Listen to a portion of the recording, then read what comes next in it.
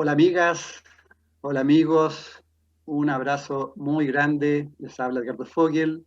Estamos aquí en la sala de auditorio de CIAD Virtual 2020, un gran encuentro de orientación vacacional que está dirigido a todos los chicos, alumnos de tercero, cuarto medio, también egresados y también a educadores para que vayamos avanzando en un proceso de orientación, que vayamos conectándonos a nuestra vocación. Estamos cambiando, se está transformando el mundo, se está transformando nuestro planeta y, por qué no decir, Chile. Y para eso tenemos una gran invitada que ha trabajado en la educación muchísimos años, tremendo aporte que ha realizado a los colegios, a los educadores, a los alumnos y a través también de su profesión como médico, como doctora, psiquiatra, especialista en psiquiatría infanto-juvenil, experta en neurociencia, gran escritora también, muchos libros, todos relacionados a la educación infantil. Así que para mí la verdad es que un gran honor, una gran alegría presentar además a una gran amiga como es la doctora Amanda Céspedes. Bienvenida, Amanda. Muchísimas gracias. Yo sé que estás siempre súper ocupada, llena de compromisos, te llaman de todos lados y has hecho un aro para estar con nosotros. Así que gracias nuevamente y bienvenido. Muchas gracias, Edgardo. Un gusto estar en esta versión virtual de CIAD y poder colaborar, ¿no? Así es que aquí estamos para ver si podemos conversar algo sobre esta nueva educación que es necesario comenzar ya a pensarla, ¿no? Y estaba yo en abril, era abril del año pandémico, como le llamo yo, y yo pensaba y decía y sostenía que era un momento propicio para pensar la educación. Este frenazo en seco que se hizo en las aulas y las aulas quedaron vacías, era el momento preciso para comenzar a pensar la educación, repensarla. Creo que esto se ha hecho. No sé si se ha hecho con la suficiente profundidad. Y yo quería compartir entonces con quienes me están viendo y escuchando algunas reflexiones en torno a esto. Y para eso voy a compartir pantalla, ¿no? Y vamos a comenzar con este poema que ha sido atribuido a la Madre Teresa de Calcuta.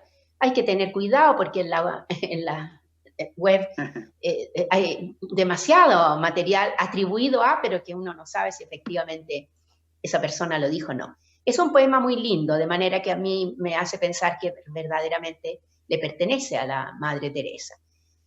¿Por qué lo quiero compartir? Primero veamos qué dice. Enseñarás a volar, pero no volarán tu vuelo. Enseñarás a soñar, pero no soñarán tu sueño. Enseñarás a vivir, pero no vivirán tu vida. Sin embargo, en cada vuelo, en cada vida, en cada sueño, perdurará siempre la huella del camino enseñado. Es un poema muy hermoso que se refiere a los niños. Y yo diría que si este poema y este encuentro lo estuviésemos realizando hace un siglo atrás, quizás no sería tan cierto, porque cuando se enseñaba a volar a los niños, a comienzos del siglo XX, los niños volaban el vuelo de sus padres, soñaban los sueños de sus padres, sus ilusiones, vivían la vida de sus padres y por supuesto llevaban sobre sí lo que habían aprendido de ellos. Pero este siglo es diferente. En este siglo los padres, los educadores, están enseñando a volar, a soñar, a vivir, pero los niños de hoy, que van a ser los adultos de mañana, van a vivir una vida muy diferente, van a soñar sueños impensables para nosotros, ¿no? Y van a volar probablemente muy alto. Sin embargo, aunque no vivan nuestra vida, ni vuelen nuestro vuelo, ni sueñen nuestros sueños, van a llevar consigo la huella de lo que nosotros les dejamos. Y por eso la pregunta es, ¿estamos conscientes de la responsabilidad que tenemos como educadores en términos de prepararlos para este siglo? Porque ocurre que los chicos que han nacido del 2000 en adelante, muy especialmente los del 2010 en adelante, van a atravesar todo el siglo. La expectativa de vida ha ido aumentando, ¿no? Ya estamos en la cuarta edad, ya ser centenario no es sorpresa para nadie, y ser de la tercera edad es ser hoy día el nuevo adolescente. Entonces, van a vivir una vida muy prolongada, ¿no? ¿Y qué huella van a llevar? ¿Qué les hemos entregado? ¿Qué herramientas les hemos dado? ¿Es la educación actual un medio legítimo para poder vivir la vida que les va a tocar en este siglo? Esa es la pregunta. Los padres y los educadores están haciendo la misma pregunta. Y la respuesta que se dan, a mi juicio, es algo simple, es algo incompleta. Porque para muchos adultos, el principal objetivo de la educación del niño es entregarle herramientas para el futuro, y cuando dicen entregarle herramientas, piensan en herramientas académicas. El nuevo paradigma de la educación no es sino una versión mejorada del viejo paradigma. Es enriquezcamos lo académico, y muchas veces ni siquiera es enriquecer lo académico, sino que es simplemente abultar lo académico. Pero ¿es lo académico hoy día un espejo de lo que va a ser el futuro? Es decir, ¿los estamos preparando para el futuro? Por ejemplo, muchos adultos e incluso autoridades educacionales que tienen poder de decisión, que influyen en las políticas públicas, se continúa sosteniendo que un currículo, ¿no?, abultado en contenidos garantiza una óptima formación académica. Y sabemos, y quienes trabajan en aulas, sobre todo, saben que esto no es así. Y los conocimientos que hoy día tenemos acerca del cerebro en desarrollo son enfáticos en mostrar que abultar contenidos no garantiza una óptima formación académica. Y vemos quienes hacen clases en la universidad, sobre todo, ven que llegan los chicos a la universidad con grandes dificultades en la comprensión de lectura, con grandes dificultades en la expresión escrita, sin saber argumentar. Entonces, la formación académica pareciera que no es tan buena de cara al futuro, abultando el currículo en contenidos. Algunos van más allá y adoptan metodologías innovadoras, o que se dicen innovadoras, y que muchas veces estas metodologías son foráneas, ¿no? Porque todavía hoy día el chileno tiende a pensar que todo lo que viene de afuera es bueno. Incluso pasa que si uno sostiene algo acá en Chile, no le creen.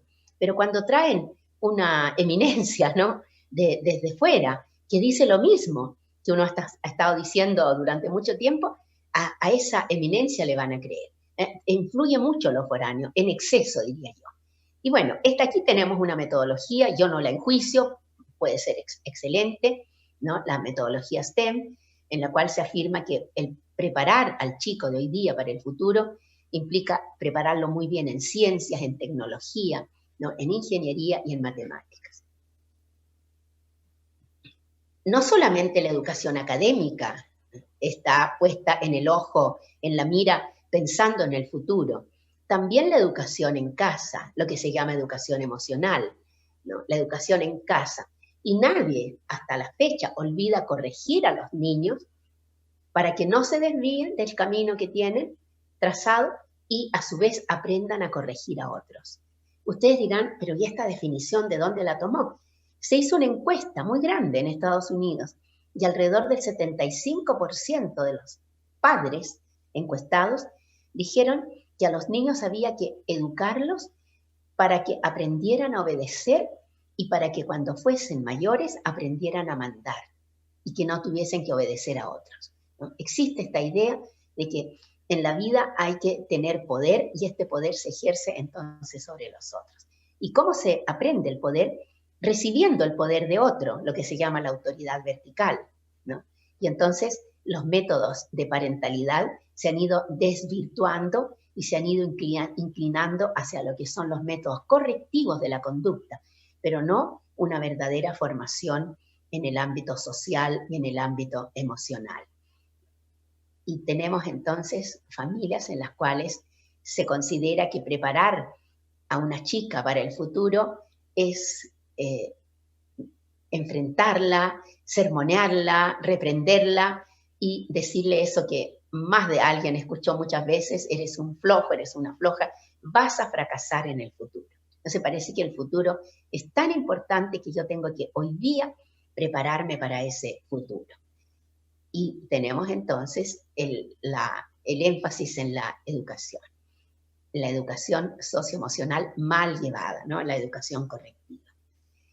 Entonces, estamos en el mismo paradigma, ¿no? Estamos en el mismo modelo educativo, ya sea académico, contenidos, importar metodologías innovadoras, y estamos en el mismo modelo de parentalidad.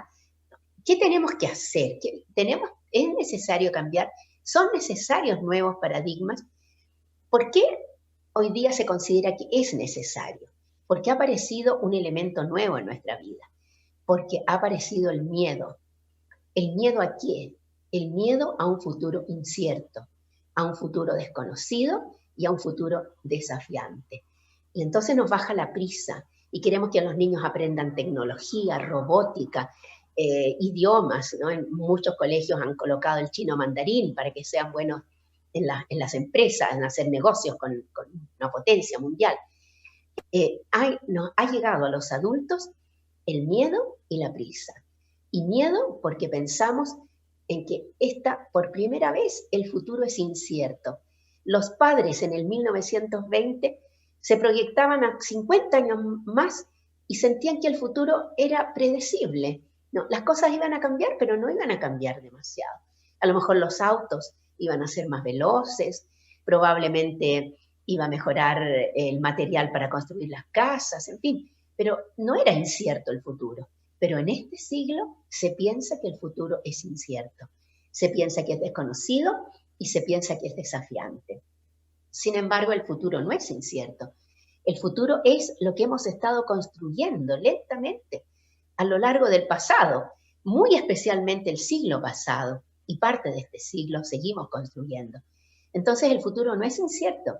Si uno se detiene a pensar, se va a dar cuenta que sabemos perfectamente cómo va a ser el futuro. Pero preferimos, como el avestruz, enterrar la cabeza en la arena y no en la tierra y no mirar, porque le tenemos miedo a este futuro que sabemos cómo es. Sabemos cómo va a ser el tiempo del futuro. Sabemos que va a ser realmente un poquito tenebroso, con muchas dificultades, con muchos desafíos enormes. Sabemos, nadie puede dar la espalda a que los océanos se van a acabar, que van a ser reemplazados por millones de toneladas de plástico. Sabemos que en 50 años más, cuando nuestros hijos que hoy día tienen 5 años, tengan apenas 55 años, no va a haber océanos, no va a haber fauna marina, con todo el desequilibrio planetario que ello significa. No solamente que nos falte el alimento, ¿no? Los productos marinos, se va a producir un grave desequilibrio ecológico en el planeta. Sabemos que siempre está inminente la guerra nuclear, porque pareciera ser que por una ley extraña y misteriosa, al poder llegan muchas mentes desquiciadas, y muchas mentes desquiciadas tienen demasiado poder y pueden desencadenar una guerra, esta vez una guerra nuclear.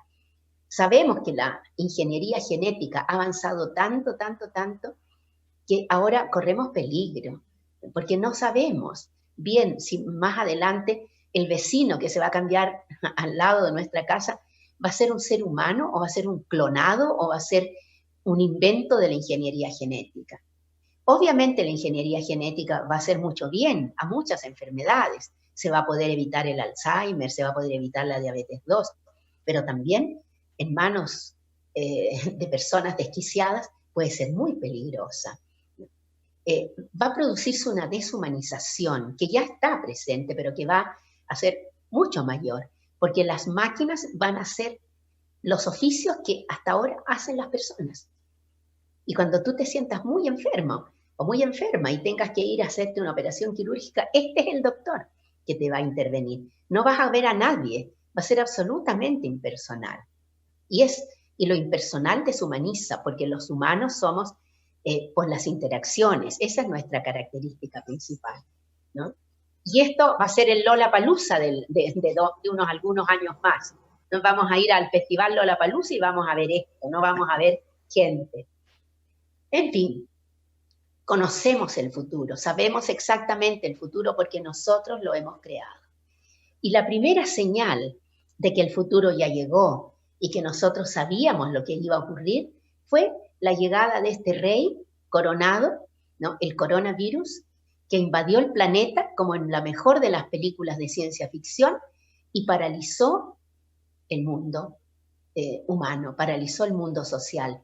Nos mandó al confinamiento, nos llenó de miedo, nos llenó de temor, transformó nuestras vidas. Y todavía estamos viviendo una vida transformada. La llegada del coronavirus es precisamente un símbolo de esto que yo digo, que esto es el futuro. Y este futuro está en el presente. Sabíamos que esto en cualquier momento podía pasar. Arriesgando tanto con el cambio climático que hemos producido, con la devastación que le hemos producido al planeta, sabíamos que esto podía pasar. Y pasó, y llegó, ¿no? Y nos puso a todos mascarilla, a todos nos mandó a la casa y a todos nos llenó de miedo. Bueno, esto es un símbolo de lo que va a ser este siglo. Muchas situaciones inesperadas, muchas situaciones que nos van a paralizar, porque vamos a decir, no estábamos preparados para esto. Y por primera vez en más de un siglo, todos los habitantes del planeta nos hemos visto enfrentados a lo que en psiquiatría se llama situación límite. En psicología clínica, en psiquiatría clínica, hablamos de situación límite. ¿Qué es una situación límite? Es una situación en la cual percibimos la amenaza sobre nuestra vida o sobre nuestro bienestar. Es una situación que nos puede vulnerar, que nos puede hacer mucho daño. Y pensemos en la pandemia. La pandemia es una situación límite, sin duda alguna, porque amenaza nuestra vida, amenaza nuestro bienestar. ¿Por qué debemos aprender a reconocer las situaciones límite? Y la pandemia ha venido a enseñarnos. Vamos a salir fortalecidos de la pandemia, porque vamos a haber aprendido muchas cosas nuevas. Dentro de ellas, a reconocer una situación límite. Pero también es importante reconocerla porque la situación límite pone a prueba nuestra resiliencia y la de nuestros hijos. Y aquí es donde yo veo un nuevo paradigma en educación. Más que la tecnología, más que las matemáticas elevadas, más que tanto elemento, ¿no?, cognitivo en la formación de nuestros alumnos para el futuro, lo que tenemos que preguntarnos es cómo hacerlos resilientes, porque vamos a vivir muchas situaciones límite. Una situación límite es aquella en la cual percibimos amenaza. Vale decir, sentimos que nuestra vida corre peligro o que corre peligro nuestro bienestar. Y la pandemia es un ejemplo perfecto. Pone en peligro nuestras vidas, sobre todo de ciertos tramos de edad en que estamos mucho más expuestos a perder la vida por el virus, y también pone en peligro nuestro bienestar porque nos encierra en nuestras casas, no nos permite hacer esa vida, entre comillas, normal que estábamos acostumbrados a hacer. ¿Por qué es importante reconocer la situación límite? Porque experimentamos altos montos de estrés, pero no todos. Hay personas que en una situación límite no experimentan estrés. ¿Quiénes son esas personas? Las personas resilientes. Entonces, a mi juicio, un nuevo paradigma en educación debiera ser formar chicos resilientes ahora, para que sean resilientes mañana, porque les va a tocar vivir numerosas situaciones generadoras de estrés, vale decir, numerosas situaciones límite. Y enfermarse no es bueno. ¿Por qué? Porque si yo experimento estrés, me voy a enfermar. El estrés es una reacción de todo nuestro organismo cuando perdemos el control sobre alguna demanda en nuestra vida. Y por eso hay tanta gente hoy día con mucho estrés por la pandemia, porque perdió el trabajo, porque lo suspendieron del trabajo y le prometieron que cuando todo esto pasara lo volvían a contratar, pero no le pagaron nunca más, porque tuvieron que hacinarse 8 o 10 personas en una casa con 2 dormitorios, porque faltó la comida, ¿no? Porque no se cumplió con los controles de salud en las personas que estaban con enfermedades crónicas. Es decir, hay gente que está viviendo mucho estrés. En los informes del Banco Interamericano de Desarrollo se dice que la desnutrición en los niños ha aumentado 60% en esta pandemia, porque no hay comida, ¿no? Y no hay forma de hacerse con comida, de buscar comida en muchos territorios, en muchas regiones. Este estrés puede ser agudo. ¿Recuerdan cuando el ministro anunció que se volvía a clases el 27 de abril, hace algunos meses atrás? ¿Por qué? Porque se pensó que la pandemia era algo agudo, ¿no? Y pasaba el virus y se iba a ir. Pero el virus se quedó y no sabemos cuándo se va a ir. Y entonces se ha transformado en un estrés crónico.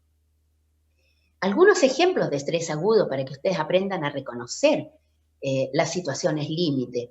¿Qué situaciones límite nos pueden producir estrés agudo? Un accidente. Y hoy día, no sé por qué razón, no lo sé relacionar con la pandemia, probablemente porque hay menos gente en las calles, hay muchos conductores irresponsables que están manejando a sobre 120 kilómetros por hora en las avenidas, sin pensar que ahí puede cruzarse un niño de repente, un anciano que no alcanza a caminar rápido, en fin, los accidentes han aumentado. Las enfermedades, una enfermedad inesperada, y hay mucha activación de enfermedades en esta pandemia, ¿no? Un terremoto también es un estrés agudo, una mala noticia. Pero aprendamos a reconocer el estrés crónico también, la violencia intrafamiliar. Pensemos lo que ha sido la pandemia al interior de un hogar donde hay violencia intrafamiliar. Todos, absolutamente todos en ese hogar están enfermos, gravemente enfermos por el estrés. Y esto como que de repente no se le da tanta importancia, es un problema de salud pública. La violencia en el ambiente laboral. Muchas personas han tenido que mantener sus trabajos a pesar de los peligros de la pandemia y hay menos gente trabajando y probablemente los patrones exigen que rindan el doble, el triple, y aparece la violencia en el ambiente laboral. La violencia territorial, como sabemos en Chile, que tenemos violencia territorial. E indudablemente la pandemia, ¿no? ¿Por qué es tan importante esto? Porque el estrés derivado de una situación límite daña todo el organismo y nos fragiliza. Y acá voy entonces a este nuevo paradigma en educación que yo siento que es tan importante. La única forma de no vivir estrés a pesar de estar en una situación límite es que seamos resilientes. Porque cuando somos resilientes somos fuertes, no nos fragilizamos.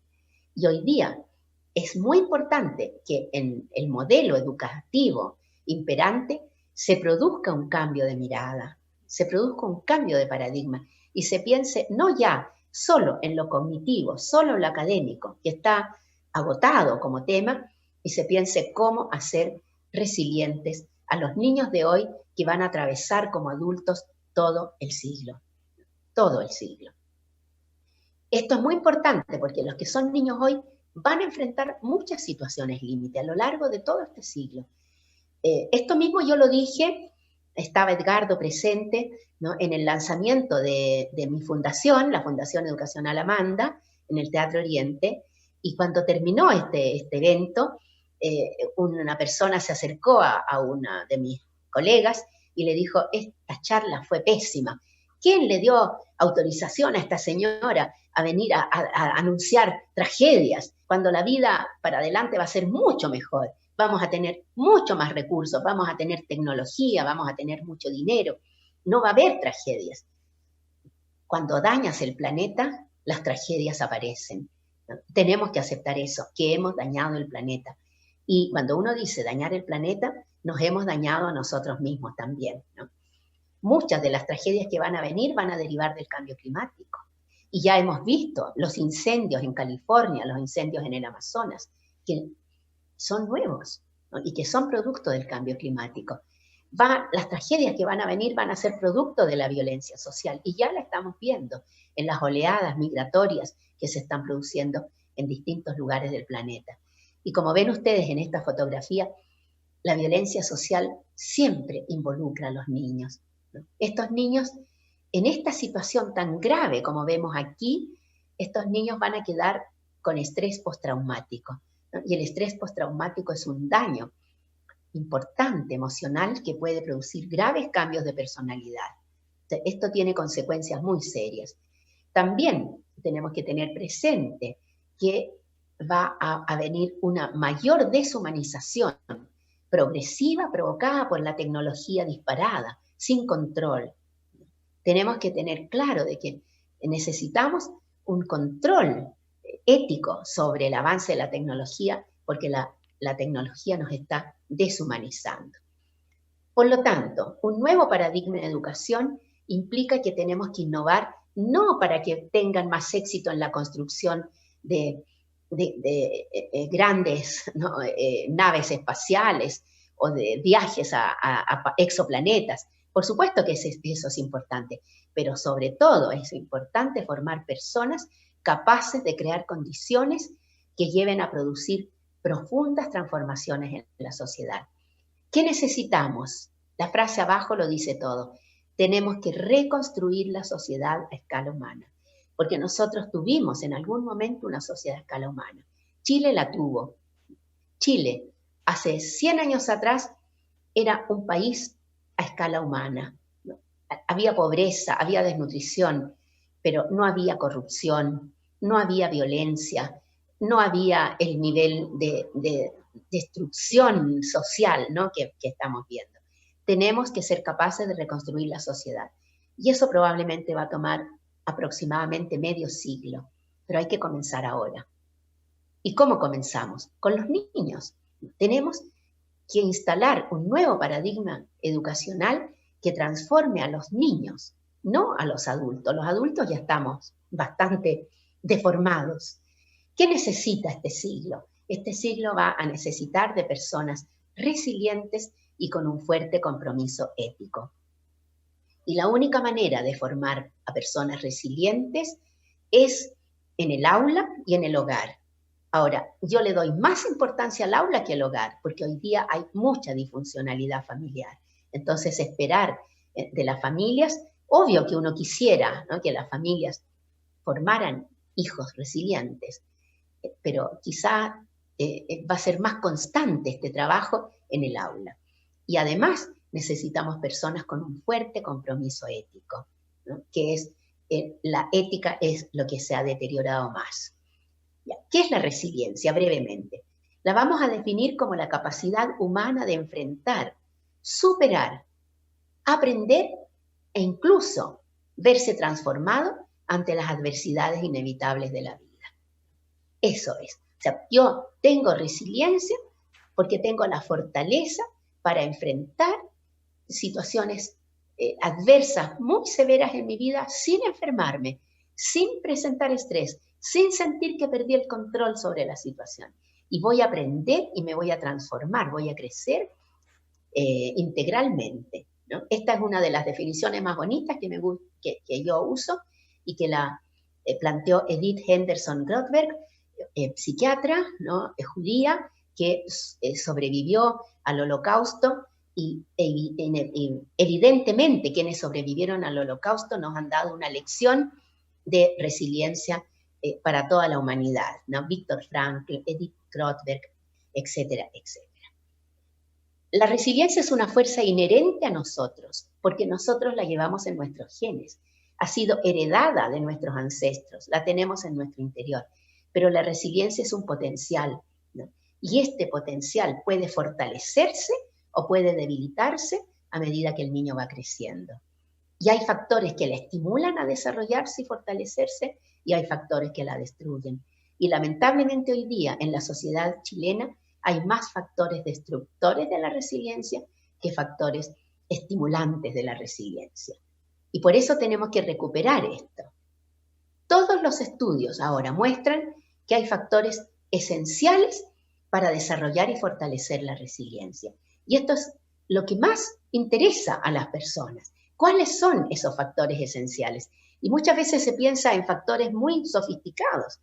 Bueno, yo digo esto, que la resiliencia se escribe con 5 letras, con la A de apego, con la B de vínculos, con la C de confianza, con la S de sabiduría y la P de propósito. Resiliencia se escribe con 5 letras.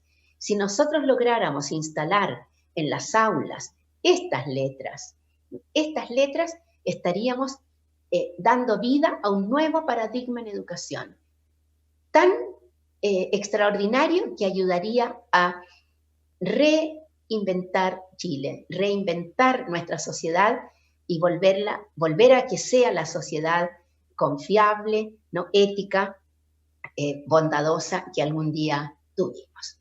Con estas 5 letras entonces vamos a lograr formar individuos capaces de devolver lo humano a una sociedad que va muy velozmente en la senda de la deshumanización, ¿no? Si no lo hacemos, vamos a tener que aceptar que nuestros chicos a lo mejor van a estar fantásticamente preparados en robótica, en tecnología, en matemática avanzada, pero van a estar profundamente deshumanizados.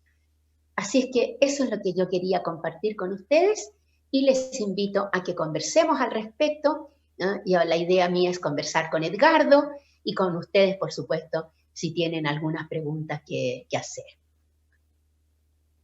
Muchas gracias, Amanda. Bueno, muy fuerte tu diagnóstico, bien profundo, bien honesto, real. Me quedan algunas, digamos, hemos conversado otras veces en MSA Festival y en otras instancias, en conversaciones, también en cómo, por ejemplo, acá en CIAD hay muchos chicos de 16, 17, 18, 19 años, y también profesores. Cómo claramente hoy se habla que se está produciendo una transformación también, y eso implica un desarrollo de conciencia para salir de la deshumanización, tal como tú dices, y llegar al apego, a la confianza, a la sabiduría, al propósito. ¿Cómo transmitirle ese impulso de conciencia? Ya, a mi entender, ya está pasando en muchos jóvenes, pero ¿cómo potenciar más el desarrollo de conciencia en jóvenes y también en educadores? Porque tal como tú dices, los educadores tienen una tremenda responsabilidad y misión de que nosotros los seres humanos empecemos como a conectarnos con lo más trascendente y empezar a generar una sociedad más humana. Eso quería preguntarte. Bueno, hay indudablemente muchos factores. Ahora, yo destacaría para los jóvenes una certeza. Cuando se tiene 15, 16 años, hay que saber que se ha ido acumulando durante 15 o 16 años previos, los 15 o 16 años previos, una tremenda fuerza interna. Y esta fuerza a los 16 años pugna por salir y puede tomar 2 caminos. Y de hecho siempre toma esos 2 caminos. Un camino que es destructivo, que puede ser destructivo de los otros o destructivo de sí mismo, o un camino constructivo. Entonces lo primero que yo le digo a los jóvenes, admite que tienes esa fuerza. Y ahora pregúntate, ¿hacia dónde la quiero conducir? ¿La quiero conducir hacia la destrucción? ¿A negar el valor de todo? Nada sirve, todo está mal hecho, tengo que destruirlo para comenzar de cero? ¿O quieres instalarte en lo que está mal hecho y construir para mejorarlo? Para poder hacer eso se requiere un nivel más elevado de conciencia, indudablemente. Y este nivel más elevado de conciencia pasa por el desarrollo de la espiritualidad, ¿no? Y yo siento, Edgardo, con mucha alegría, que hay muchos jóvenes hoy que se están acercando a una mirada espiritual hacia la vida y al mundo, ¿no? Y la mirada espiritual es, como tú muy bien lo dijiste, es la mirada trascendente. Hay algo más allá. Durante mucho tiempo los adultos negaban la existencia de algo que está más allá, que no vemos, ¿no? Que trasciende nuestra experiencia inmediata. Lo negaban porque cuando se asomaban a esto se asustaban y decían, no, esto es esoterismo, ¿no? Y lo negaban. Pero hoy día los jóvenes lo aceptan y tienen interés por incursionar en este ámbito que tiene que ver con la trascendencia, con el concepto de la certeza de lo sagrado de la vida, el compromiso, ¿no? Saber que tienen una misión, aceptar que no saben cuál es esa misión, pero no importa, porque hay otro que sabe, ¿no? y que les conduce y les ayuda a cumplirla. Yo tengo una tremenda esperanza en los jóvenes. ya he podido comprobar una generación completa que va entre los 25 y los 40 años de edad, que es una generación maravillosa, que son estos chiquillos que van al supermercado y que vuelven a la casa con 3 limones, con 2 cebollas y 2 papas. Es decir, ¿qué significa eso? Para mí eso es el símbolo del rechazo al consumismo, ¿no? Porque al lado de ese chico que está pagando, que se le caen las cebollas porque no tiene ni siquiera una bolsa, está la señora, ¿no? Con el carro lleno de mercadería que no necesita, pero que se siente orgullosísima de tener los medios para comprar ese carro inmenso. Los jóvenes hoy día son sencillos, son modestos, son austeros, no pueden tener un poco más de recursos, pero viven sencillamente. El uso de la bicicleta, ¿no? La bicicleta no es un medio de locomoción, la bicicleta es una actitud frente a la vida. Los chicos, los jóvenes que se trasladan en bicicleta son maravillosos. Es decir, yo tengo una tremenda esperanza, pero también tengo una inquietud.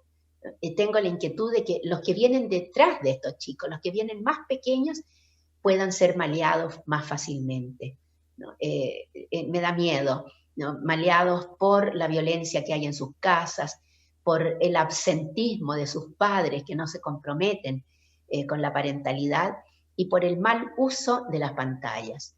A mí me inquieta enormemente, por ejemplo, que si hace 6, 7 años atrás el segmento de personas que consumían más pornografía en Chile era el segmento de varones entre 25 y 40 años de edad, hoy día quienes consumen más pornografía en Chile son los chicos que van de 8 a 14 años de edad. Entonces, eso ya es un dato duro, tremendo, porque indica que estos chicos están sufriendo una distorsión en su mente y esa distorsión les puede pasar la cuenta más adelante. Cierto, toda la razón. Y respecto, volviendo a los jóvenes, dado que estamos ahora en un encuentro en el fondo vocacional, de orientación vocacional, ¿cómo se relaciona el conectarse esa orientación vocacional con el desarrollo también interno? Porque tal como tú lo dijiste en tu ponencia, como que a uno lo van obligando a estudiar ciertas cosas y te entregan información y uno ya finalmente no se conecta a la vocación y empieza a ser un ser humano bastante infeliz. ¿Qué puedes decir al respecto? ¿Cómo ir conectándose a esa vocación? Desde el coraje de defender una elección libre. Esto me ha ocurrido muchas veces. Un chico que me dice, mi vocación es tal cosa, pero mi papá quiere que estudie ingeniería comercial para que me dedique a los negocios. ¿Y qué vas a hacer tú? Estudiar ingeniería comercial. ¿Pero por qué? Bueno, porque es una manera de ganar plata. No, allí no va tu felicidad va en seguir tu sueño, tu vocación. Pero es que es un sueño imposible. No hay sueños imposibles. Todos los sueños son posibles. O sea, ten coraje y haz tú tu propia elección, tu propia opción, desde tu vocación, desde tu interés. Pero para ello requieres también acercarte a la vida, ¿no? Hacer una inmersión en la vida, porque no puedes hacer buenas opciones si te mantienes en una burbuja. O sea, acércate a la vida. ¿Y cómo se puede acercar uno a la vida? Bueno, las lecturas, el cine. No veas películas intrascendentes todas las veces que puedas conectarte a Netflix. Busca buen cine, busca buenos libros. Y eso te va a acercar a lo profundo de la vida y te va a ayudar a tener buenas opciones. El coraje y saber con qué nutrirse, ¿no? Los nutrientes esenciales del joven, de la niña, de los 15 años en adelante, están precisamente en los libros y en el cine, no tanto en la tecnología y mucho menos en los videojuegos, con algunas excepciones, por supuesto. Lógico. Y tú, Amanda, como presidenta de la Fundación Educacional Amanda, que con tanto amor la estás construyendo, ¿qué le puedes transmitir también a los educadores? Porque muchos también dicen, sí, yo tengo conciencia, quiero hacer cambios, veo que hay que hacer un nuevo mundo, pero el sistema no me deja. ¿Qué se le puede transmitir a todos esos educadores para que se involucren en este proceso de cambio? Sí, yo diría el mismo coraje que le recomiendo a los jóvenes, el coraje para trabajar desde la libertad, desde la vocación, desde la pasión. No es verdad que el sistema educacional chileno es tan rígido. Hay cierta apertura, hay muchos resquicios, muchas puertas, muchas ventanas que se van abriendo. Muchas veces al profesor le resulta más cómodo decir, no, es que no se puede, no, esto no se permite, el ministerio no permite esto. Y la verdad es que el ministerio lo permite perfectamente, ampliamente. Hay que informarse y sobre todo el compromiso, ¿no? Los cambios en educación, los cambios de paradigma en educación, no son posibles sin actores. ¿Y quiénes son los actores? Los docentes. Entonces yo les digo, comienza por cambiar tú, ¿eh? Comienza por convencerte lo capaz que eres. Esta pandemia ha servido ¿para qué? Para mostrar la maravilla que tenemos en los docentes. Los docentes chilenos son fantásticos. Se reinventaron, aprendieron a usar las pantallas, las plataformas digitales, aprendieron a pasar por encima de su propio cansancio, a poder administrar su casa, sobre todo las mujeres docentes.